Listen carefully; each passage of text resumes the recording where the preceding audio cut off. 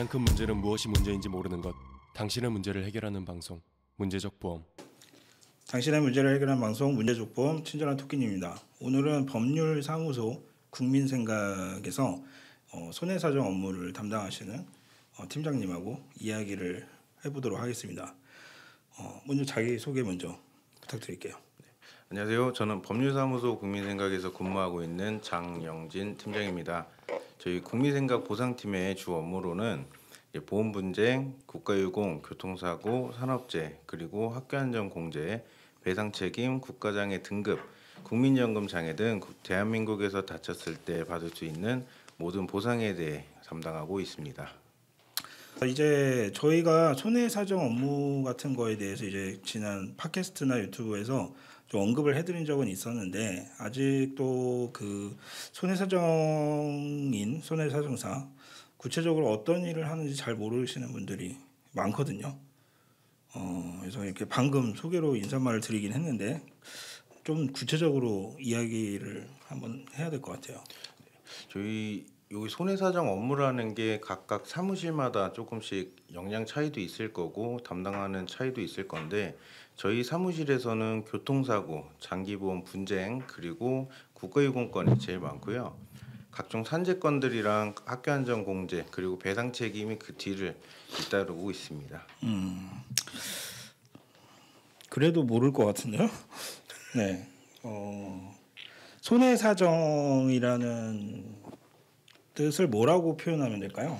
손해사정은 손해 발생 사실을 확인을 하고 약관과 관계 법령에 따라서 손해액이나 보험금을 사정하는 이런 업무 자체를 하는 걸 말하고요. 네. 보험금의 청구의 적정성을 위해서 변호사나 네네. 의사 등의 자문을 구하기도 하는 업무를 말합니다. 그렇죠. 이제 뭐 보통은 우리가 가입자들이 보험 가입을 하는 다음에 이제 보험사에 보험금 청구를 했을 때 가끔 이제 조사가 나간다고 이런 통보를 받을 때가 있죠.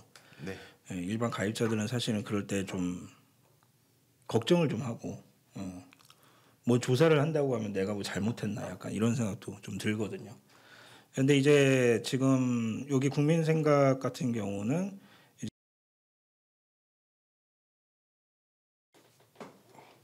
네, 이 보험사 측에서 일을 하는 손해사정사와 그다음에 이제 외부에서 보험 소비자 측에서 일을 하는 손해사정사, 이제 독립손사라고 하는데, 네. 이제 앞서 말씀드린 것처럼 손해액을 산출하는 행위 자체를 보험사에 유리하게 할 것이냐, 아니면은 피보험자, 계약자, 보험 소비자에게 유리하게 하느냐의 차이인데요. 보험회사에서 돈을 주는 위탁손해사정사는 보험회사의 손해율을 낮추기 위해서 여러 가지 사유로 보험금 지급을 막는 역할을 하는 거고요. 독립손사 같은 경우는 보험회사가 지급할 수밖에 없는 유리하고 타당한 근거 자료를 가지고 보험 소비자가 챙겨야 될 정당한 권리를 지켜주는 역할을 하고 있습니다. 뭐 어떻게 보면은 좀 오해 소지가 있을 수는 있을 것 같은데, 회사 측에 손해사정 업무를 진행을 할 때는 막는이라고 표현을 했잖아요. 네. 막는이라는 표현을 쓰는 게 좀 괜찮을까요? 막는다. 그러니까 어떻게든 돈을 안 준다라고 이렇게 생각할 수도 있잖아요. 어떻게 보면. 보험사도 앞에 네. 들어가는 게 주식회사 무슨 보험, 주식회사 무슨 보험이라는 영리단체인 네. 거를 알고 계셔야 될 것 같은데, 어떻게든 보험을 가입을 했을 때 손해율을 막는 것 자체가 보험사에서도 가장 이득이 되는 부분이기 때문에, 네. 이런 부분에서도 전문적인 공부를 한 손해사정사들을 고용을 해서 위탁을 해서 보험금을 막는다는 표현도 맞는 것 같습니다. 네, 그것도 일리는 있는 것 같습니다. 또 근데 한편으로는 또 이런 것도 있죠. 이제 회사의 이미지나 브랜드 가치나 이런 걸 또 따졌을 때는 또 무작정 안 주고 넘겨갈 수는 또 없잖아요. 회사 네. 입장에서. 뭐 그렇기 때문에 그런 것 같아요. 저희도 이제 약관이나 보험 설계사들이 얘기를 할 때도 뭐 약관상의 분쟁이 생길 수 있는 그런 부분들은 얼마든지 곳곳에 있잖아요. 그래서 어쩔 수 없이 분쟁은 사실은 생길 수밖에는 없는 것 같죠. 네, 예, 그래서 이 독립선사는 어쨌든 이 우리 고객들의 입장에서 보험금을 수월하게 받게끔 해주는 역할을 한다. 네, 이렇게 보면 되겠죠. 네, 맞습니다. 네. 이제 보면은 또 변호사와의 업무랑도 약간 좀 충돌이 생길 수 있는 것 같아요. 예, 그리고 보험금 분쟁을 하다 보면 또 소송을 가는 경우도 있고 네, 예, 이런 일이 생기다 보니까 변호사도 이 업무를 하기는 하겠죠. 네, 그럼요. 예. 그럼 이제 변호사랑 근본적인 차이점은 뭐가 있을까요? 일단 변호사와 손해사정사의 근본적인 차이점은 일단 기본적으로 고객의 사건을 진행을 하다 보면 당연히 보험사와 분쟁이랑 마찰이 생기고 그걸로 인해 이제 조금 언쟁이 높아질 수도 있고 싸우는 경우가 있는데 보험사랑은 근거를 가지고 저희가 싸울 수도 있고 이 상황을 말 혹은 글로 싸울 수가 있습니다. 이제 손해사정사가 글이라는 하나의 무기를 가지고 싸운다고 하면 변호사에게는 글 그리고 말이라는 하나의 더 무기를 장착을 하고 싸울 수 있다고 생각을 하시면 되는데요. 만약 손해사정사가 보험사를 상대로 무리하게 민원을 넣는다거나 직접 협의나 합의를 진행을 한다고 하면 변호사법 위반으로 고발하겠다라고 나오기 때문에 손해사정사는 손해사정서라는 의견서를 보험사에 네. 제출을 하고 있습니다. 네. 예. 그렇죠. 손해사정서를 이제 회사 측에다가 발송을 하면은 이제 보험사에서는 거기에 대한 답변을 해야 되겠죠. 네.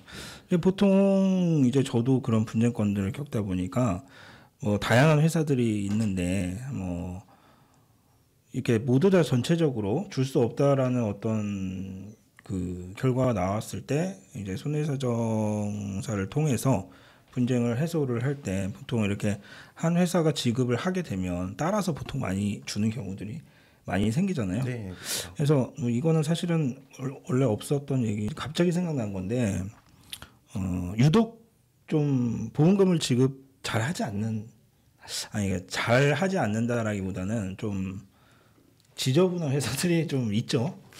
네.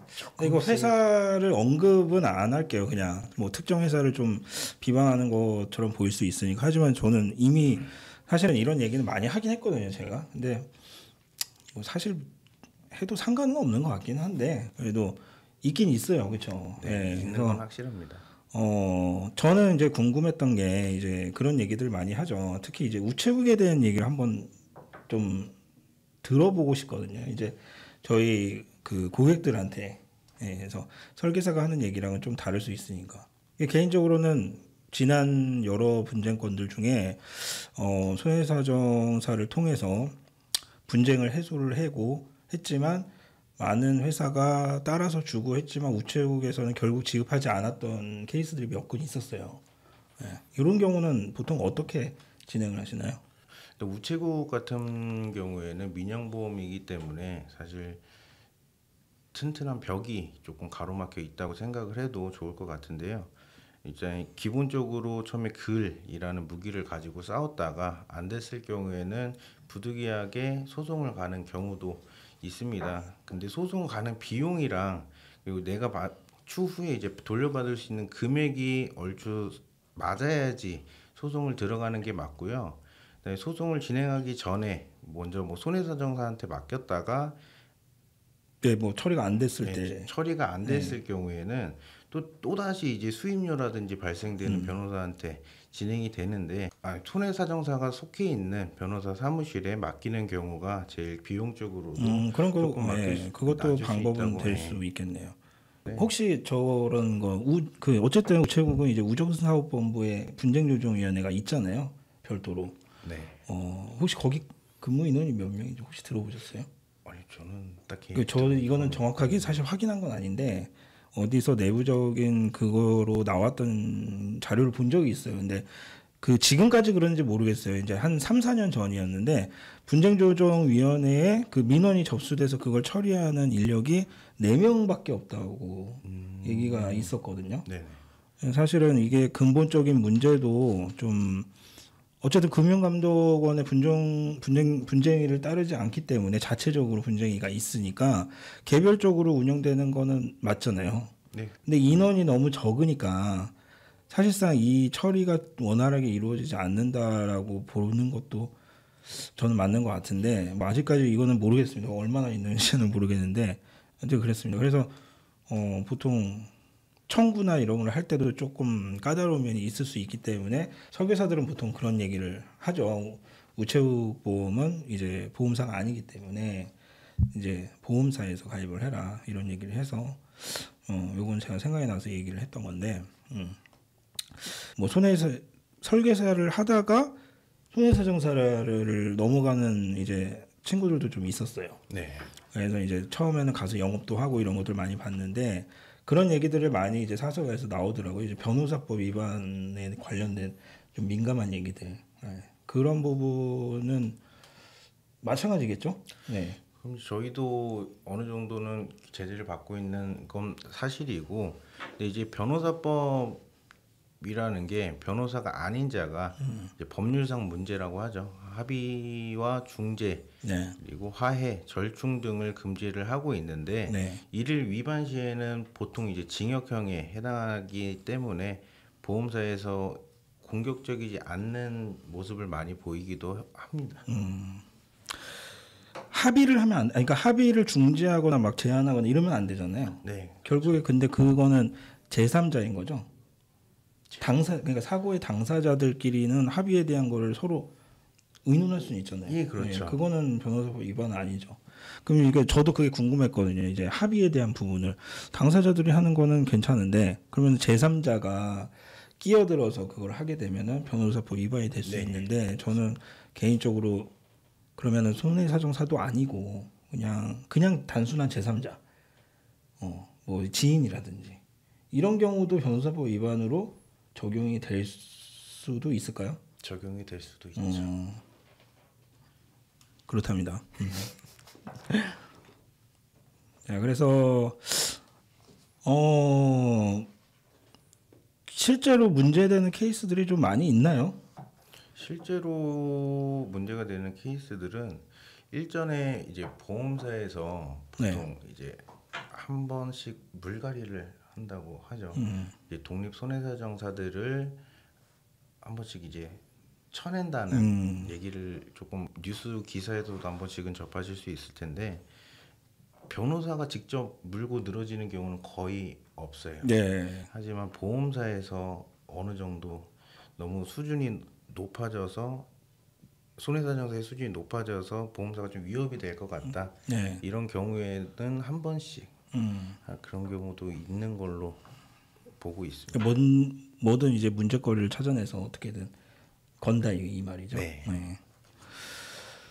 그래도 이제 보통 손해사정사분들은 이 내용을 당연히 충분히 인지를 하고 있으니까 거기에 대한 보통 대책을 하고서 일을 하지 않나요? 네, 그래서 손해사정사분들이 하시는 게 이제 손해사정서라는 문서를 작성을 해서 보험사에 제출을 하기 때문에 이 이후에는 크게 걱정을 안 하시고 업무를 하시는 것 같습니다. 그러면 이제 여기도 이제 여기 국민생각 2부 여기에도 지금 여기는 변호사분들도 같이 있는 사무소잖아요. 네, 맞습니다. 네, 손해사정사도 계실 거고. 근데 밑에 이제 여러 이제 실무를 담당하는 팀장님들이나 이런 분들은 아무래도 좀 영업이나 혹은 이제 실질적으로 그 손해사정사와의 그 약간 뭐랄까 그 중간다리 역할을 해주는 거죠. 고객하고. 그렇죠. 예, 기본적인 상담과 실제 영업과 이런 거. 뭐 어쨌든 저희도 영업직이기 때문에 보험설계사도 손해사정사는 아니지만 손해사정사 사무소에서 일하는 이제 직원들의 영업은 보통 어떤 식으로 이루어지나요? 보통 이제 제일 예전부터 해왔었던 영업은 손해사정사 분들이 옛날에 한 번쯤 이제 입원해 보셨던 분들은 아실 거예요. 이제 병실 들어와가지고 한 번씩 명함 그냥 막 뿌리고 가시는 분들이 계시는데 그게 이제 가장 원초적인 영업 방법이었고요. 그 많이 해보셨겠네요. 저희는 하면 안 돼요. 안 돼요. 법률사무소 소속은 네네. 그런 일을 하면 안 되고요. 그래서 현재는 이제 보험사에서 나가서 필요한 강의라든지 어떤 네네. 강의를 해드리고 충분히 도움을 주고받고. 그럼 병원에 다니면서 영업을 하는 그런 분들은 어떤 분들이라고 보통 봐야 되나요? 대부분은 이제 손해사정사 분들이 독립 네. 손해사정사 분들이 제일 많고요. 그다음에 병원에서 이제 양복 입고 있는 사람들을 보면은 한 분은 위쪽 손해사정사, 네. 그리고 한 분은 독립 손해사정사, 한 분 제약회사 직원, 요런 네. 뉘앙스가 있죠. 예, 보통 이제 이 손해사정업체 사무소 이런 데도 영업직이기 때문에 네. 병원 같은데 영업을 사실 많이 하잖아요. 근데 실질적으로 뭐 예를 들면은 변호사가 직접 막 명함을 뿌리고 다닌다든지 손해사정사가 직접 하거나 이러진 않잖아요. 아니, 변호사 쪽에서는 네. 저희 변호사 사무실 같은 경우는 아무한테나 그냥 명함을 이렇게 뿌리는 영업은 할 수가 없습니다. 네. 그리고 뭐 길거리에서도 한 번도 못 보셨을 거예요. 뭐 그쵸, 그런 것 간판이나 같아요. 현수막 이런 데서 어느 변호사 사무실에서 뭐 진행합니다. 이런 건 한 번도 못 보셨을 거예요. 그런 경우도 변호사법 위반으로 네. 할 수가 없는 부분이고, 대신에 이제 변호사가 없는 손해사정사, 독립 손해사정사 같은 경우에는 그런 제한이 없기 때문에 네. 병원에 병실에 들어가셔가지고 그냥 다 명함 한 장씩 뿌리고 오시는 경우도. 그러면 여기는 지금 국민생활 같은 경우는 변호사 사무실이니까 팀장님은 그런 영업은 하지는 않으시겠네요. 네, 저희는 직접적으로 병원에 들어가서 명함을 뿌린다든지 하지는 않습니다. 이 시험을 보고서 저희 손해사정사까지는 아니지만 그 영업을 하는 친구들이 동생들이 몇 명이 있는데 보면은 그 영업을 굉장히 힘들어하더라고요. 그리고 또 실무 경험이 쌓아야 되잖아요. 네. 그분들이. 그래서 이제 어떤 경우는 그 위에 대표한테 그 보고를 해야 된대요. 내가 오늘 병원 가서 그러니까 내가 오늘 병원에 가서 이거 뿌렸다라는 증거를 보내야 되는데 이제 GPS 기록을 보내더라고요. 실제 갔었는지에 대한 GPS 경로를 찍어가지고 근데 예, 생각을 해서 GPS를 뭐랄까 이제 변조시키는 집에서 변조를 미리 시켜놓고 이렇게 뭐 하는 경우도 종종 봤는데 예. 하여튼 힘들 것 같아요. 제 생각에도 굉장히 저희 이제 선배님들 네. 말씀을 들어보면 인용을 해보자면은 예전에 이제 병원 그냥 들어가는 것조차도 싫으실 때가 많으셨다고 하시더라고요. 그렇죠. 예, 그리고 병원 가면 어차피 영업직이라는 게 조금 안 좋은 이미지라는 게 좀 잡상이 많이 있으니까. 취급받을 수도 있으니까. 그래서 조금 그런 부분에서 많이 힘들어하시지 않았을까 생각이 듭니다. 자, 그래서 요즘에는 이제 온라인에서도 이제 이런 영업하는 어떤 글이나 정보성, 뭐 실제 아니면 분쟁 사례 이런 걸 심심치 않게 볼 수는 있거든요. 그래서 이런 것들은 어떻게 진행을 하시나요? 이 사무소 안에서는?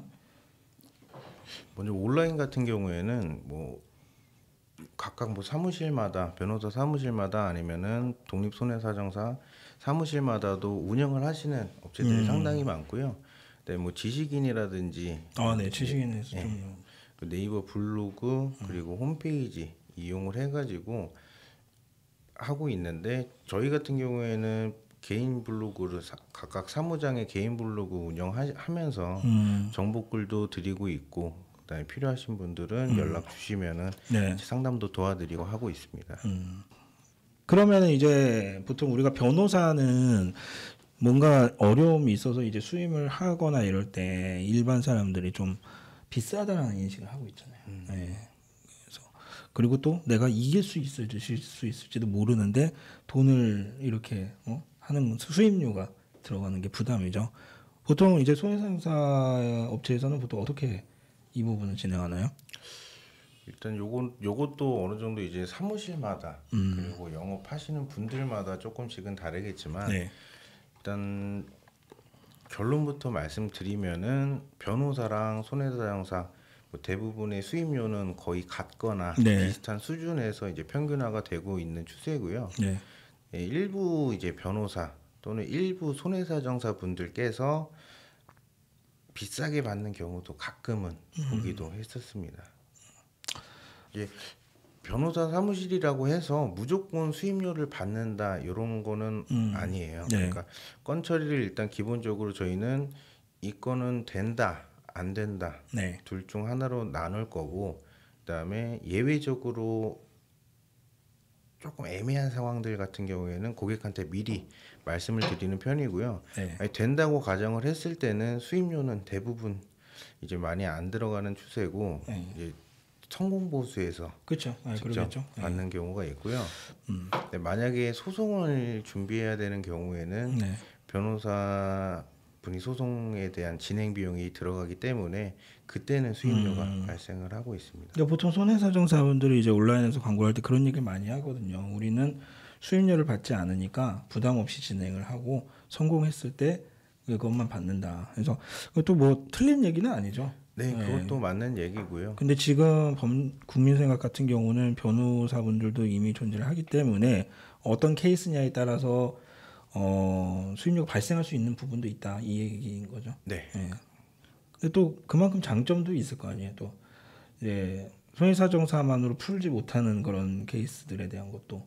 네, 손해사정사분들이 풀지 못하는 경우에는 대부분 이제 변호사한테 위임을 다시 맡기거나 네. 아니면은 뭐 아시는 분들이 있으면 이렇게 통해서 하실 텐데, 일단 저희 국민생각의 장점은 손해사정 업무도 같이 보고 그다음에 변호사 분들도 계시기 때문에 소송으로 즉각적인 대응이 가능한 부분이 유리하죠. 그러면 일단 변호사랑 손해사정사의 이제 보수에 대해서 말씀을 한번 드려볼 건데요. 손해사정사 같은 경우에는 손해사정서라는 문서를 고객한테 써주기 위해는 보수를 받는다고 생각을 해주시면 되고요. 그런 써주는 비용에 대한 그 비용을 받는다고 생각을 하시면 되고, 변호사 사무실 같은 경우에는 최종적으로 합의를 완전히 봤을 때 나오는 성공 보수에 대해서 직접적으로 받을 수가 있는 거고요. 그러면 일부 이제 손해사정사분들께서 이제 잘못된 표현으로 성공 보수를 받는다 아니면은 뭐 약정 수수료를 받는다는 표현을 쓰고 계신데, 이제 손해사정서를 원래는 거기까지만 작성을 해주시는 게 맞는 건데, 이제 그러니까 쉽게 말하면 사정서를 손사가 내가 써줬다라는 비용값만 받는 거잖아요. 예, 그렇죠. 어떻게 보면 그럼 성공 보수료는 받으면 안 된다. 네.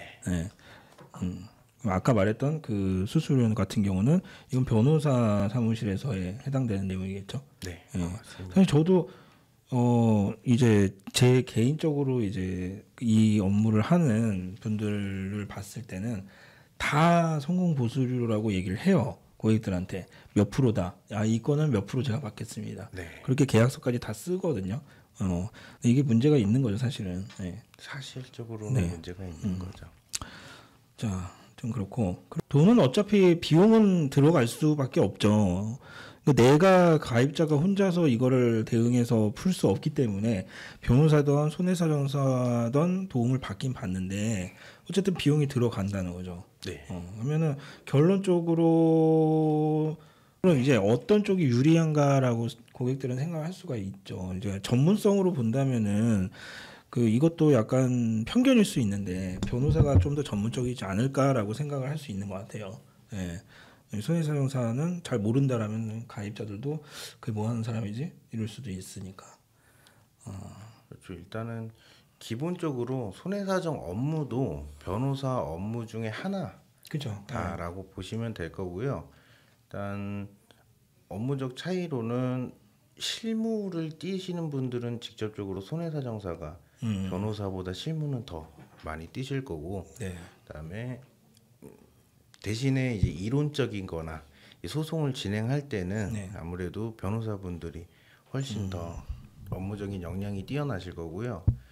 이제 보험사에서 이제 보통 이제 소송으로 이어지게 되면 고객한테 어떤 약정된 수수료를 받을 수가 없는 이제 손해사정사한테는 약점을 좀 잡겠죠, 아무래도. 그래서 원래 받을 수 있는 금액에 퍼센테이지보다 조금 더 낮은 금액으로 조정 유도를 할 거고요. 네. 그다음에 피보험자에 대한 대리권이 있는 변호사 사무실에서는 근거를 가지고 싸우다가 소송으로 이어지더라도 보험사에서 이제 소송 가면 손해잖아요. 지면은. 그렇기 때문에 얼추 비슷한 금액에 맞춰질 수가 있습니다. 네. 그럼 결국에는 그거네요. 이제 손해사정사도 있고 변호사도 있는 이 국민생각 같은 이런 것을 유리할 수 있다. 그쪽이 제일 유리하죠, 고객한테는. 이 광고는 아니에요. 제가 뭐 받은 거 없습니다. 네. 자, 이제 아무래도 이제 손해사정사는 보험 관련된 업무만 분쟁만 하다 보니까 그쪽에 관련돼서는 충분한 경험과 그런 게 있겠죠. 네. 네. 그렇기 때문에 이제 유리한 증거나 네. 이제 소송으로 가기 전에 이제 의학적 증거를 충분히 가지고 있는 상태에서 소송 전에 보험금 지급 확률이 조금 높을 경우에는 네. 굳이 변호사를 찾는 것보다 네. 실무에서 경험이 많은 손해사정사 분들한테 맡기는 것이 고객한테 그래도 조금 유리한 면은 있습니다. 네. 손해사정사 분들은 이제 보험 설계사를 이제 어떻게 생각하는지도 사실 궁금해요. 설계사 입장이긴 하지만 그래서 사실 저는 그 좋은 그런 걸로 보는 분은 많이 보지 못했어요. 예. 근데 왜 생각은 해봤죠. 왜 그렇게 긍정적이지 않을까? 네. 어떻게 생각하시나요? 대부분 긍정적이 않다는 거는 이제 많이 다 당했기 때문에 네. 그러지 않았을까 싶은데요. 이제 나쁜 보험은 없다. 하지만 이제 좋지 않은 설계는 있다라고 저는 생각을 좀 하고 있습니다. 아니 그 당했다는 거는 손해사정사가 설계사한테 당했다는 얘기인가요? 아니요. 이제 안 좋은 이미지가 그래. 그냥 이제 보통 그런 거 보통의 일반적인 시민들 네. 네, 그분들이 설계사한테 당했다라는 표현을 많이 하시잖아요. 네. 그런 부분 말씀드린 거고요. 그다음에 이제 보통 뭐 큰 예가 이 한창 뉴스에서도 많이 뜨는 게 이제 종신보험을 이제 저축보험으로 그죠. 좀 많이 팔거나 이제 본인 수당 챙기려고 엉뚱한 보험 파시는 분들 있잖아요. 그런 분들 때문에 좀 그 이미지가 생기지 않았나 네. 생각이 드는 거고요. 이제 설계사분들이 이제 보험이 존재하는 본질에 대해서 눈을 좀 뜨시고 고객이 보험을 가입하는 목적이 무엇인지 다시 한번 생각하시면 앞서 말씀드린 분쟁거리, 뉴스거리보다는 소개권으로 많은 연락이 오지 않을까 하는 네. 생각이 듭니다. 그 손해사정사 업체나 이렇게 지금 국민생각 같은 사무소에 계신 분들은 보험 많이 가입하시나요? 저희도 많이 가입을 하죠. 네. 어디서 가입하세요? 보통 경로가? 저희는 이게 저희처럼 연결된 이런 네. 연결된 뭐 보험사나 아니면은 조금 이제 업무 하다 보면은 네. 조금 친해지시는 분들이 좀 가끔 있으세요. 네. 그런 분들한테 한 번씩 저희 필요하다고 하면은 요청드리고 하는 편이죠. 저희 쪽에서는 가입 안 하신 것 같은데 아직. 네. 나중에 말씀해 주세요. 알겠습니다. 네. 종신보험에 대한 이야기는 사실 저희도 많이 언급을 했어요. 이제 종신보험을 저축으로 가입하지 말라 항상 그렇게 강조를 했는데 그게 그렇게 잘 되지는 않아요. 자, 그러면은 우리 이제 좀 이거는 영상이 아무래도 좀 길어서 이제 1, 2부 정도로 나눠야 될 것 같은데 그 대표적인 분쟁 사례에 대한 얘기를 좀 해볼게요. 일단 보상 관련해서는 크게 이제 상해와 질병으로 좀 나뉘어질 것 같은데요. 이 상해로 다쳤던 분들은 한 번쯤 받아보셨을 이제 실비, 입원비, 수술비 같은 경우는 사실 청구할 때 뭐 전문가들이 필요하지 않아요. 설계사분들이나 저희 같은 보상 전문가들이 필요하지가 않는데 이제 대부분 모르시고 보험사에서도 알려주지 않는 후유장애 네. 담보에 대해서는 내가 입은 부상의 정도가 약관에서 정한 후유장애에 해당이 되는 건지 아니면 어떻게 청구하는지 알기만 하면 사실상 분쟁이 생기지는 않습니다. 결국 여러분들을 좀 도와드릴 수가 없는 전문가가 옆에 없기 때문에 놓치고 있는 부분이고요. 다음은 이제 질병 분쟁 건에 대해서도 얘기해 볼 건데 암, 뇌, 심혈관 질환 같은 것들이 실제로도 가장 많은 분쟁이 있는 것은 사실입니다. 사실 진단서의 코드만 확실하면 네. 분쟁이 제일 없다고도 볼 수가 있는데 대부분의 질병 분쟁이 생기는 이유는요. 이 현재 8차 개정안이 사용되고 있는 한국 표준 질병 사인 분류표가 이제 해마다는 아니어도 몇 년을 주기로 개정이 되고 있기 때문인데요. 보통 예전에 2차, 3차 때 3차가 적용될 때 보험 가입을 하셨다가 현재 이제 7차, 8차 때 진단을 받으시는 분들이 종종 보고 있거든요. 네. 이처럼 이제 약관이 개정되거나 KCD가 개정되면서 생기는 분쟁이 있을 수도 있고요. 그 외적인 문제로는 이제 대학 의사라고 해도 각각 소견이 다를 수가 있어요. 그럴 경우에도 발생되는 분쟁, 그리고 법원의 해석에 따라 바뀌는 판례에서도 분쟁이 있으니까요. 애매모호한 상황이라면은 전문가한테 한번 물어보시고 여쭤보시는 게 가장 좋은 방법이 되겠습니다. 네. 그리고 마지막으로 보험을 악용하는 사람들이 많아질수록 늘어날수록 분쟁권은 계속 생길 수밖에 없다라는 것이 제 개인적인 의견입니다. 네. 보험사에서 정해놓은 1년치 예상이 있을 건데 소수의 사람들 자꾸 아프지도 않은데 병원 가서 이제 주사 맞고 영양제 맞고 아니면은 과도하게 도수 치료하시는 분들이 있는데 의료 쇼핑 이용자들이죠. 그렇죠. 의료 쇼핑. 그래서 이제 예산의 한도는 조금 더 점점 쪼여오고 있을 거고 그만큼 다른 보험금 지급에 대해서 힘들어질 게 분명하고요. 사실 이게 이번에 실손의료비가 개정되는 가장 큰 이유 중에 하나라고 볼 수가 있겠습니다. 그렇죠.